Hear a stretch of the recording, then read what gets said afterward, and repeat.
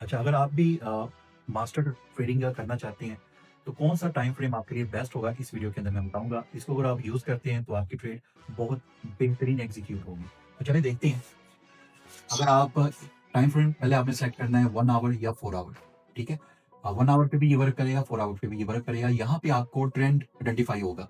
Major levels आपको पता चलेंगे, लॉन्ग टर्म डायरेक्शन आपको पता चलेगी, सप्लाई एंड डिमांड आपको पता चलेगा और बेसिस आपको यहाँ पे आपने मार्क कर दी। ये सारी चीज़ें आपको क्लियर होंगी 1 आवर या 4 आवर के टाइम फ्रेम पे। जब ये आप लगा लेंगे, उसके बाद आपने सेलेक्ट करना है 5 मिनट का टाइम फ्रेम।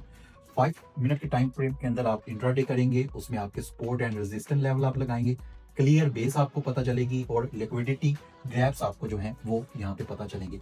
उसके बाद आपने आ जाना है 5 मिनट टाइम फ्रेम पे। जो 15 मिनट के टाइम फ्रेम पे आपको चीज़ें मिली थी, वही आपको 5 मिनट का जो टाइम फ्रेम है, उसमें आपको मिलेगी, लेकिन यहाँ पे आपका सेटअप जो है वो बिल्कुल क्लियर हो जाएगा, माइंड क्लियर हो जाएगा।